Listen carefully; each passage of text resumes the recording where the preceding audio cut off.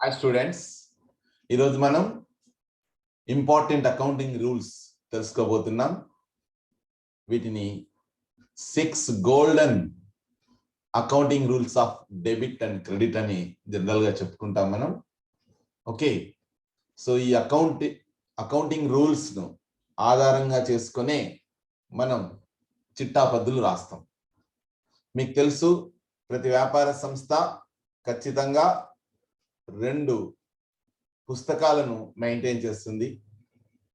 ఒకటి the book of prime entry అంట, తొలిపద్దు పుస్తకం జర్నల్. మలిపద్దు పుస్తకం లెడ్జర్, ఆవర్జ అంటాం తెలుగులో. ఓకే, ఈ 2 పుస్తకాలు మెయింటైన్ చేస్తాం. మొట్టమొదట journal. To right in journal, first we have to know 6 golden rules of accounting of debit and credit. Dear students, ఈ రూల్స్ చాలా ఇంపార్టెంట్. మీకు ఒక విజువలైజేషన్ ఇంపార్టెంట్. అంటే మీరు తప్పకుండా ఒక సంస్థలో ఒక అకౌంటెంట్ గా పనిచేస్తున్నట్టుగా మీరు ఊహించుకోవాల్సి ఉంటుంది. సో మీరు ఆ సంస్థలో ఒక అకౌంటెంట్ గా ఉండి సంస్థతో ఎలాంటి వ్యక్తులు అంటే రుణగ్రస్తులు, రుణదాతలు, యజమాని, వీళ్ళందరూ ఏం చేస్తున్నారు అనేది మీరు లిఖించాల్సి ఉంటుంది చిట్టాపద్దుల రూపంలో ప్రతి ట్రాన్సాక్షన్.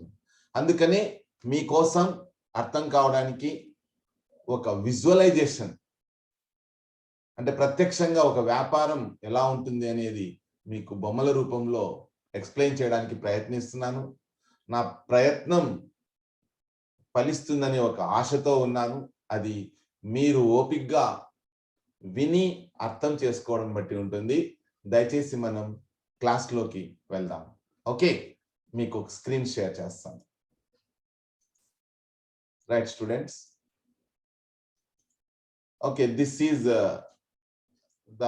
ఒక ఆర్గనైజేషన్ సెటప్, ఒక వ్యాపార సంస్థ యొక్క organization setup. So Maruti general stores, ఇక్కడ మనకు మారుతి జనరల్ స్టోర్స్ అని ఒక వ్యాపార సంస్థ ఉంది. ఈ వ్యాపార సంస్థ జనరల్ స్టోర్స్ అంటే జనరల్ గా ఫాస్ట్ మూవింగ్ గూడ్స్, అత్యవసర వస్తువులు, మనుషులకు కావలసిన అత్యవసర వస్తువులను ఫాస్ట్ మూవింగ్ గూడ్స్ అంటారు. వీటిని ఉత్పత్తి చేసే కంపెనీలను ఫాస్ట్ మూవింగ్ గూడ్స్ కంపెనీస్ అంటాము. ఓకేనా, ఎఫ్ఎంజి. రైట్. సో ఇక్కడ ఈ వ్యాపార సంస్థ మారుతి జనరల్ స్టోర్స్, ఓకే, ఇది జనరల్ మన దైనందిన జీవితంలో కావలసిన నిత్యావసర వస్తువులను ఉత్పత్తి చేసే సంస్థ. ఐ మీన్ అమ్మే సంస్థ, నాట్ ఉత్పత్తి చేసే సంస్థ. Okay, so Maruti general stores యొక్క owner Adinarayana. the owner Adinarayana is the owner of Maruti General Stores, and this girl is a shop assistant in this Maruti General Stores. And here you are, మనము ఒక accountant గా ఉండి మొత్తం ఈ system అంతా అర్థం చేసుకొని చిట్టాపద్దులు రాయాల్సి ఉంటుంది.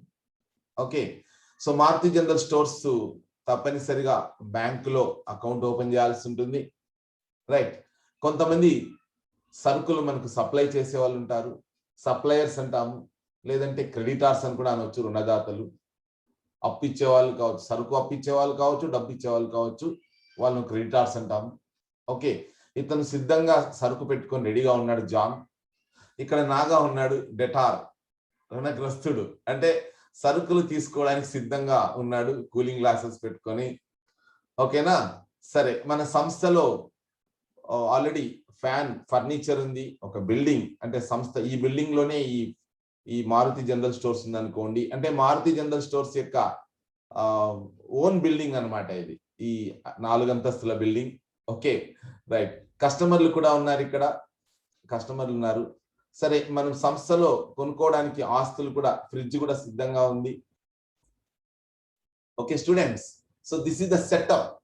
అకౌంటెంట్ ఉన్నాడు, ఓనర్ ఉన్నాడు, క్రెడిటార్స్ ఉన్నారు, డెటార్స్ ఉన్నారు, లావాదేవీలు జరపడానికి బ్యాంక్ ఉంది. ఓకేనా, రైట్.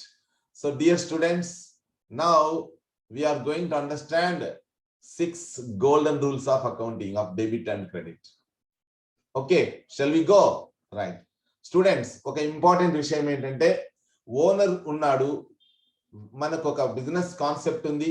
ఆ బిజినెస్ కాన్సెప్ట్ ఏంటంటే business entity concept. Business entity concept. So వ్యాపారం ప్రత్యేక అస్తిత్వ భావన.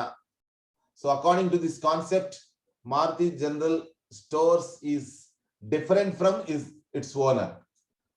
Adinarayan may be owner, he may be investing money, but for Maruti General Stores is not, it doesn't belong to Maruti General Stores. Maruti General Stores is entirely a separate entity.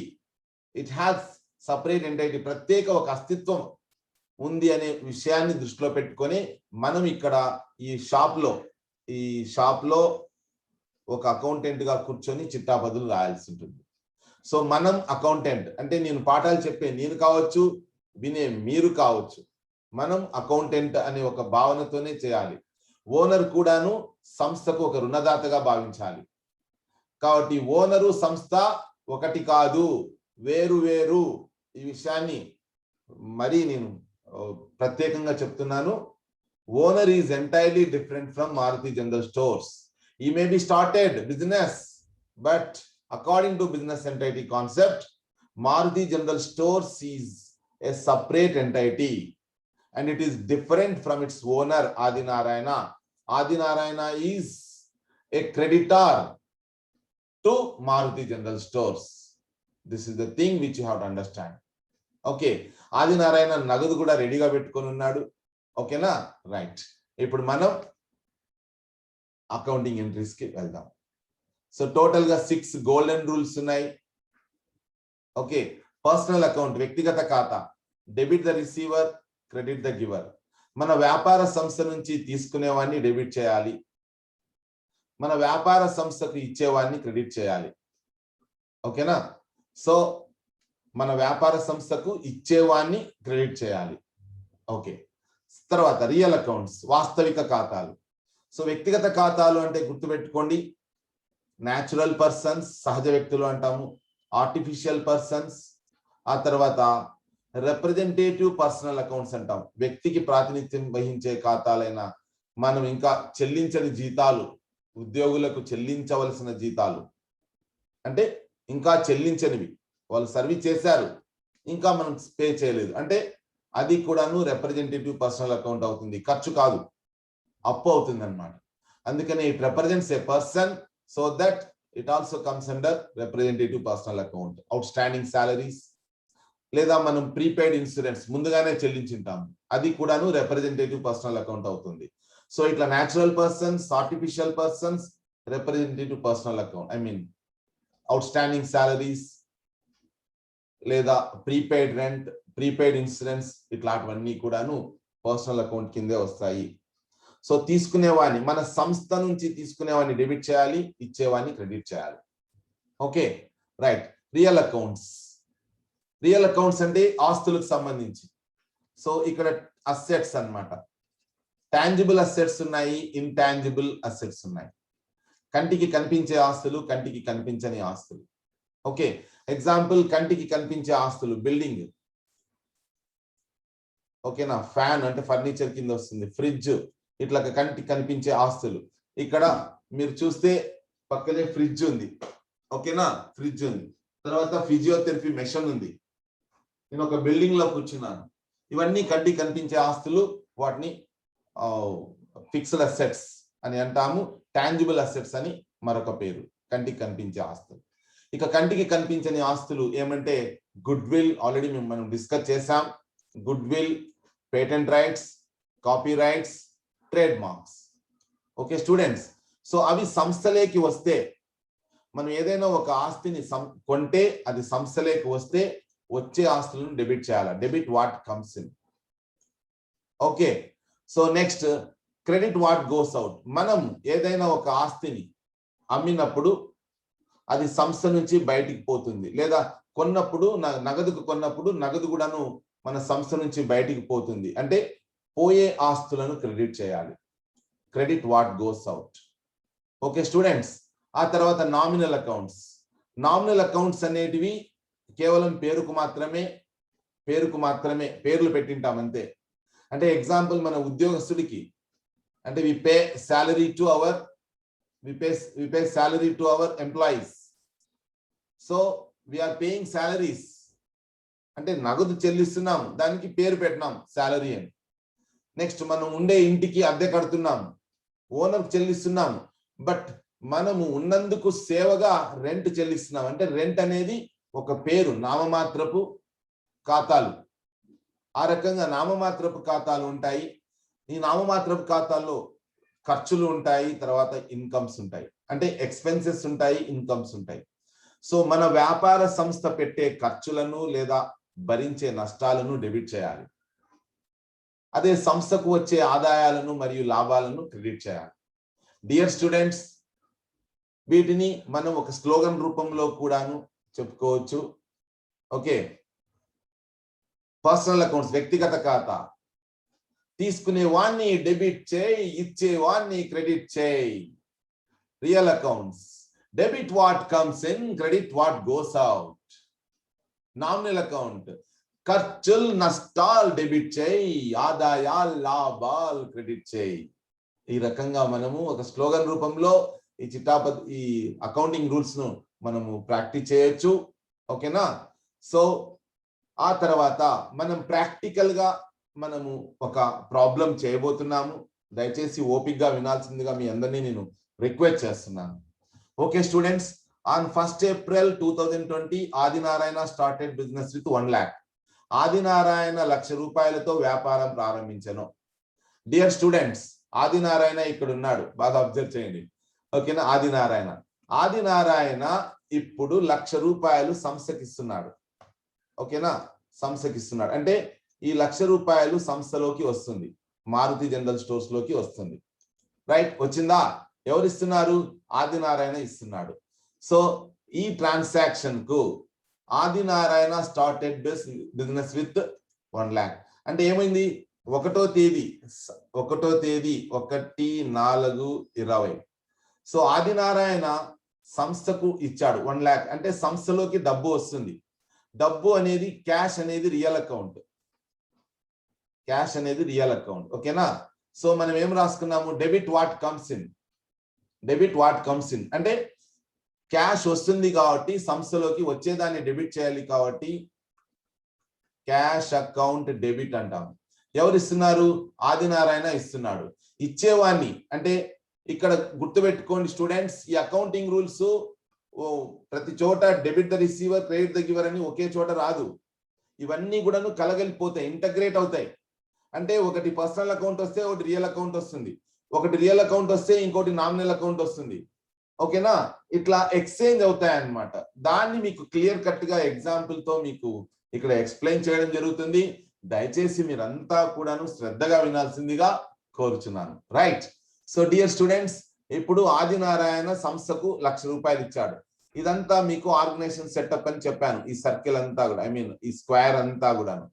అంటే ఈ సంస్థలోకి 1,00,000 రూపాయలు వచ్చింది. ఎవరు ఇచ్చారు అంటే ఆదినారాయణ ఇచ్చాడు.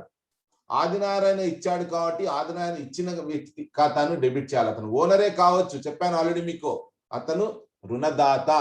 ఓకేనా? రుణదాత అంటే ఇచ్చాడు కాబట్టి క్రెడిట్ ద గివర్. సరే, సంస్థలోకి ఏమొచ్చింది? డెబిట్ వాట్ కమ్స్ ఇన్, నగదు వచ్చింది. క్యాష్ అనేది అసెట్ అన్నమాట. అందుకనే చిట్టాబద్దులో ఏం రాస్తాము అంటే ఇక్కడ cash account debit to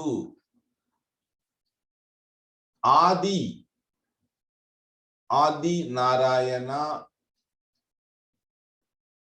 capital account అని రాస్తాం. Adinarayana capital account 1 lakh. ఓకేనా? సో ఏం రాస్తాం ఇక్కడ? ఎంట్రీ నేరేషన్ కూడా రాయాలి. being business started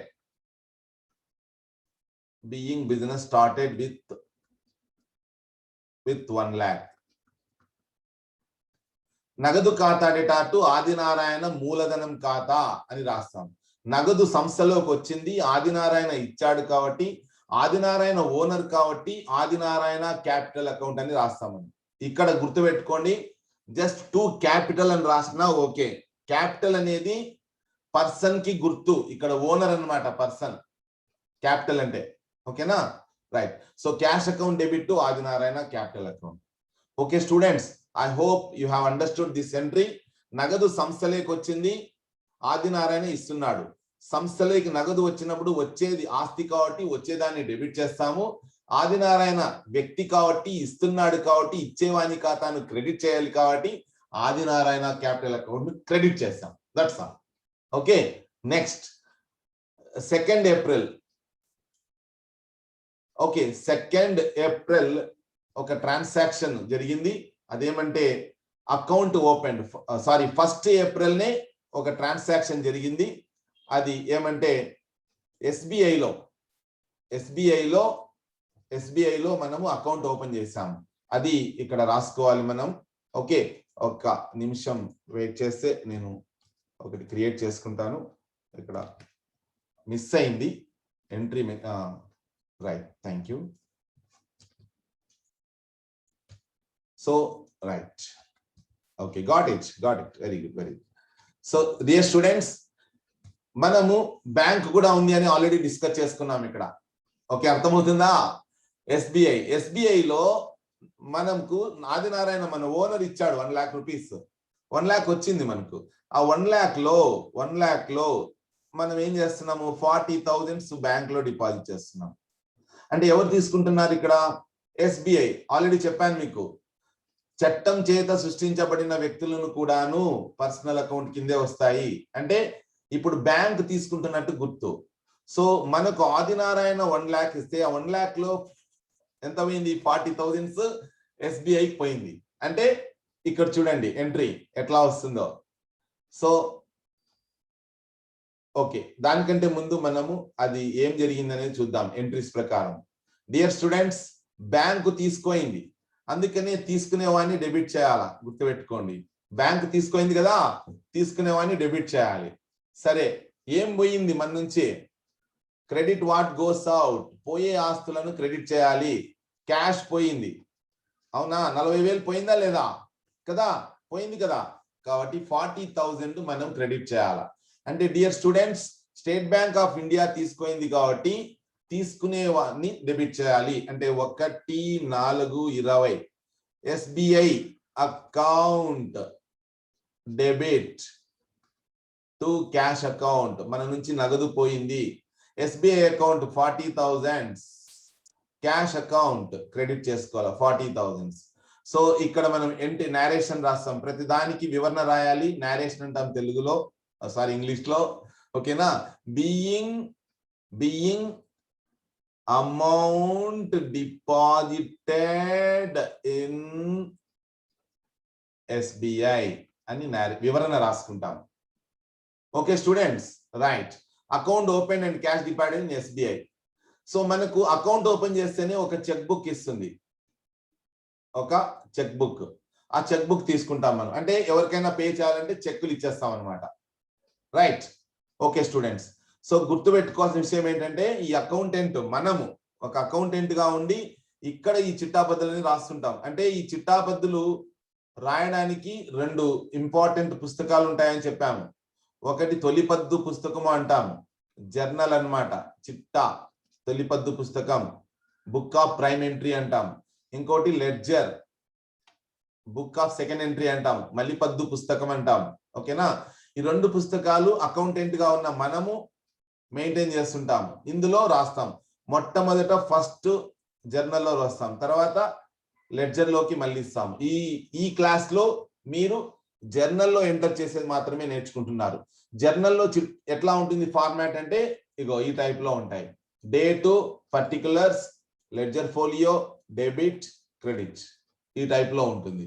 సో ఈ టైప్ లో ఫార్మాట్ ఉంటుంది. ఇది జర్నల్లో ఉంటుంది. జర్నల్లో మనం ఎంట్రీస్ రాస్తున్నాం. ఓకే స్టూడెంట్స్, సో ఇప్పటికి 2 ఎంట్రీస్ మీకు అర్థమైనాయని అనుకుంటున్నా నేను.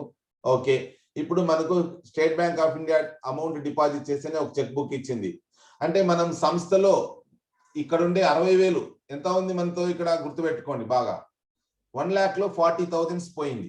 1 lakh లో 40,000 పోయింది, అవునా? పోతే ఇంకా 60,000 ఉంటుంది. మనం నెక్స్ట్ ఏదైనా బిజినెస్ చేయాలనుకుంటే ఈ 60,000తో క్యాష్ తో ఏదైనా కొనుక్కోవచ్చు మనం.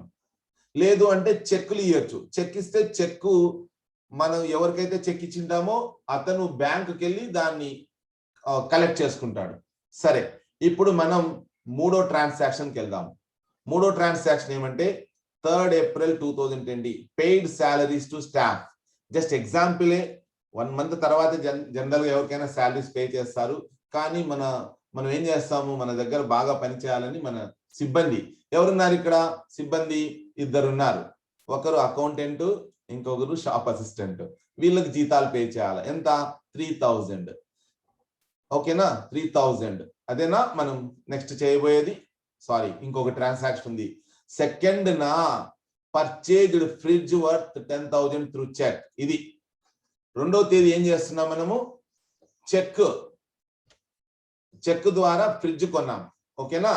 రైట్, అది డిస్కస్ చేద్దాం. తర్వాత సాలరీస్ డిస్కస్ చేద్దాం dear students. Okay, fridge. So ఇక్కడ ఫ్రిడ్జ్ మనము కొన్నాం అంటే బయట నుంచి తెస్తున్నాం, సంస్థలోకి పెట్టుకుంటున్నాం. ఇక్కడ అంటే సంస్థలోకి ఏమొచ్చింది, ఫ్రిడ్జ్ వచ్చింది. అవునా? రైట్. సంస్థలోకి ఫ్రిడ్జ్ వచ్చింది అంటే ఆస్తి వచ్చినట్టే కదా. అంటే ఏం చేయాలా, వచ్చే ఆస్తులను డెబిట్ చేయాలి. సరే, ఆస్తులు వస్తున్నాయి, బానే ఉంది. మనం ఏమి ఇస్తున్నాము, చెక్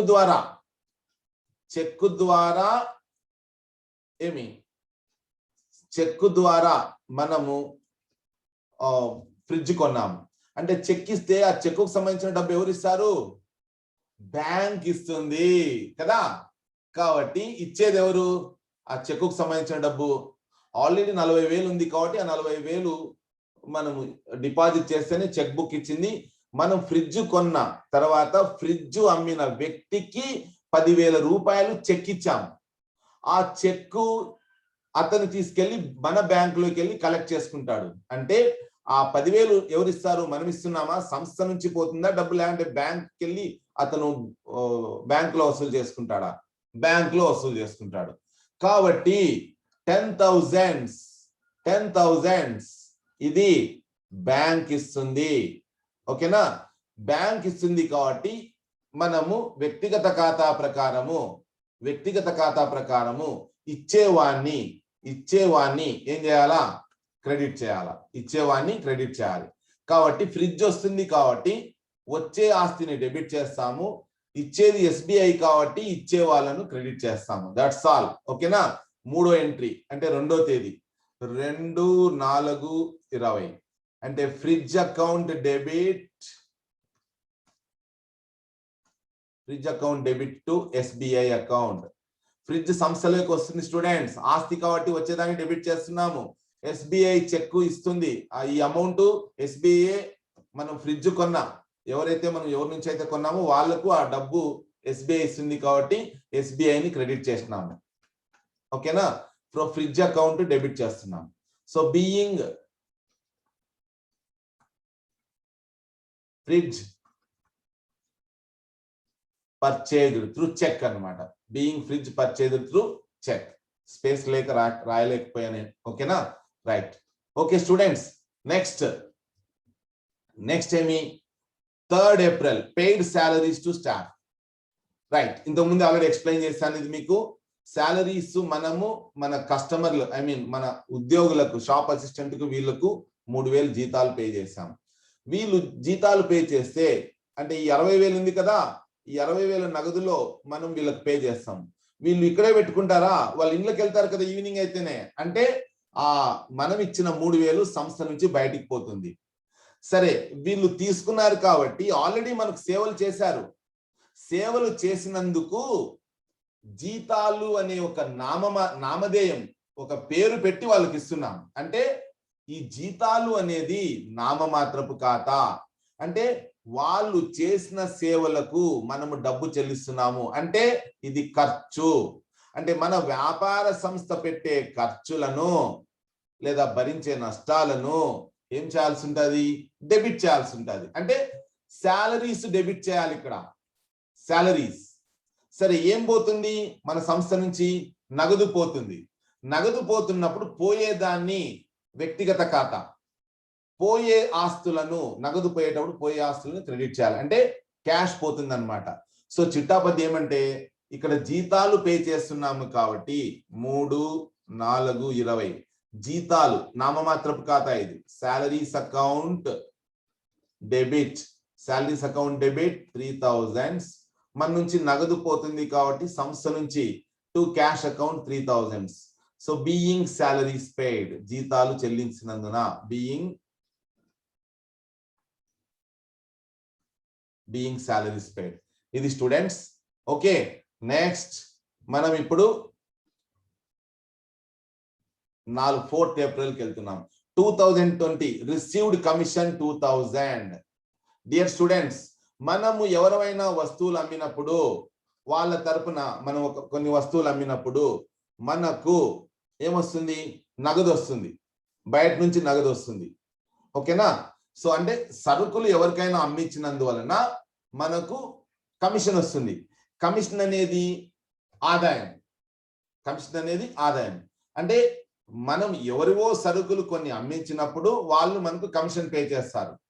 అంటే డబ్బే పే చేసేది, దానికి ఒక పేరు పెడుతున్నాము, నామధేయం, నామమాత్రపు ఖాతా. అంటే మనము ఇతరుల యొక్క వస్తువులు అమ్మించినప్పుడు మనకు వాళ్ళు కమిషన్ పే చేస్తారు. అంటే సంస్థలోకి ఏమొస్తుంది? నగదు వస్తుంది. సంస్థలోకి నగదు వస్తుంది. ఎంత? 2000 సంస్థలోకి వస్తుంది. ఓకేనా?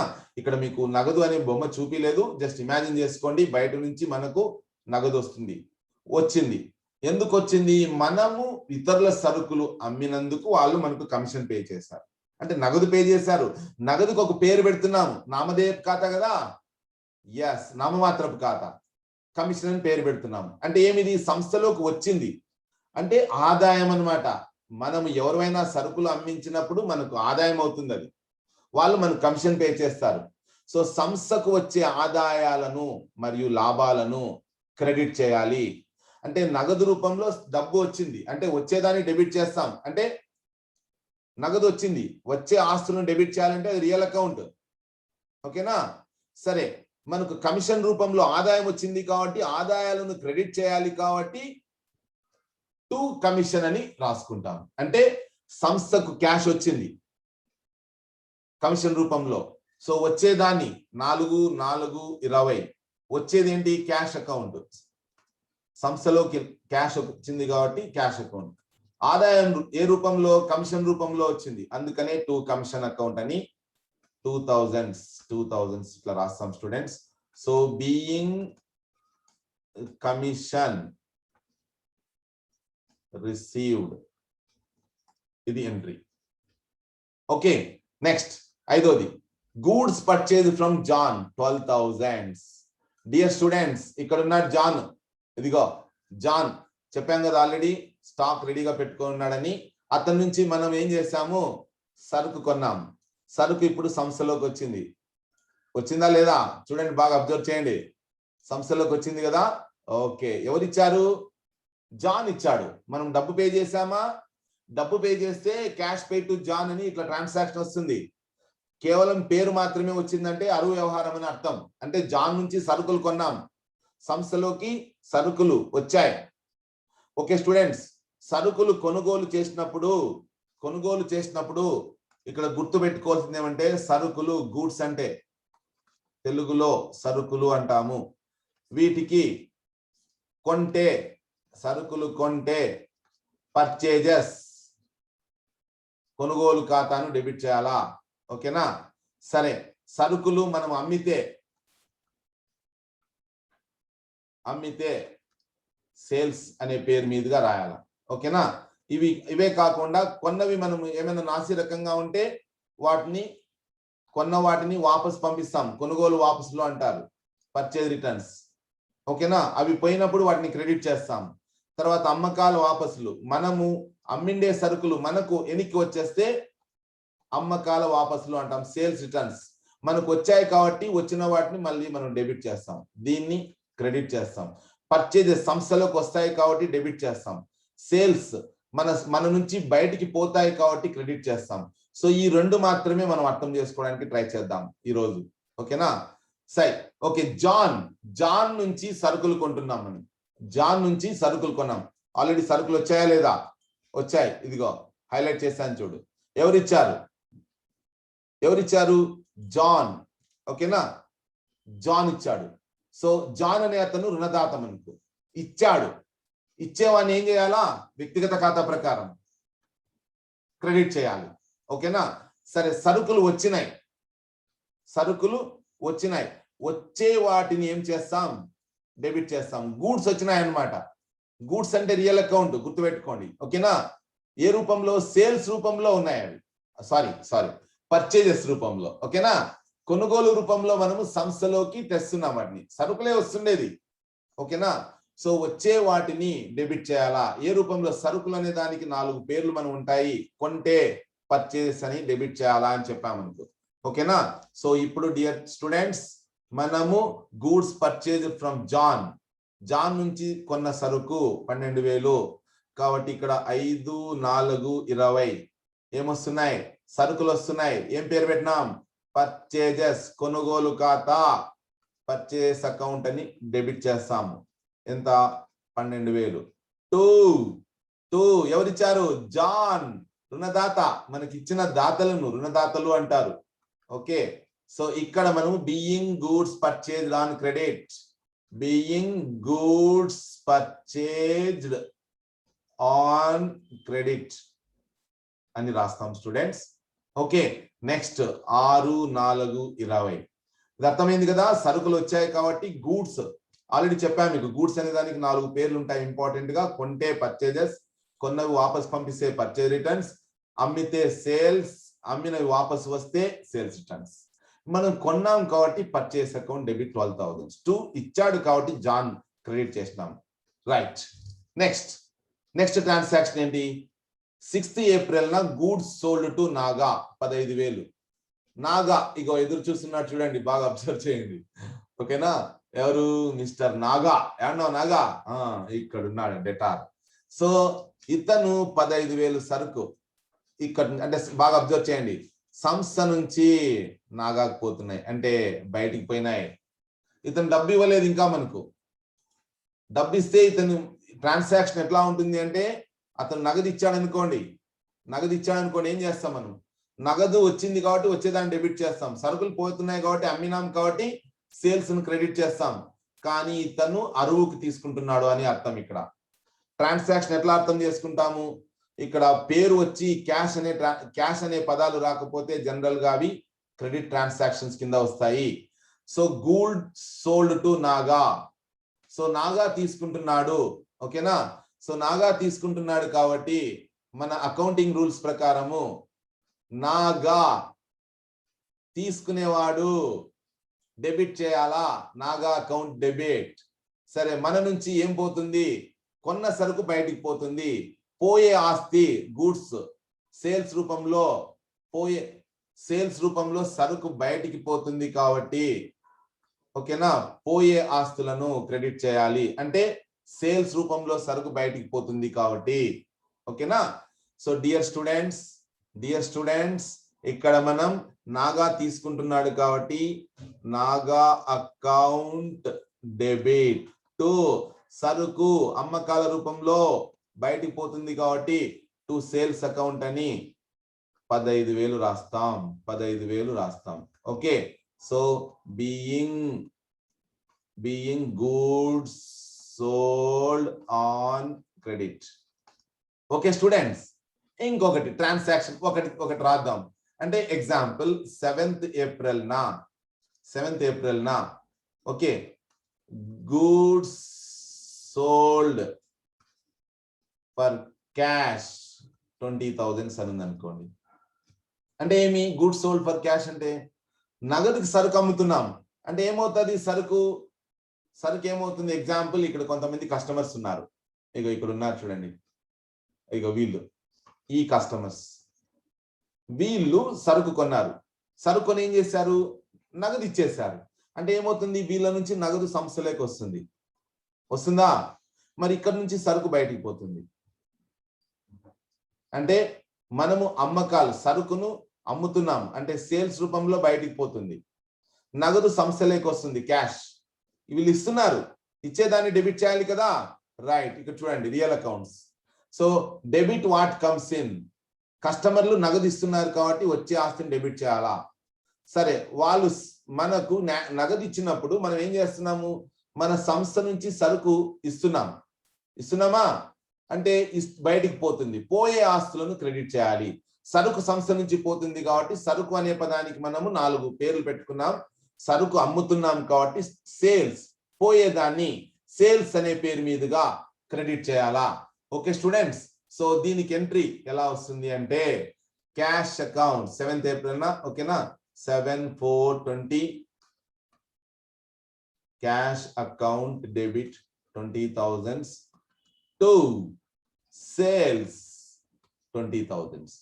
So being goods sold for cash. That's all students. ఈ రకంగా మనము ట్రాన్సాక్షన్స్ ఎంటర్ చేస్తాము. నాకు తెలిసి మీకు మాక్సిమం మీకు అర్థమయ్యేటట్టుగా చేయడానికి నేను ప్రయత్నించాను.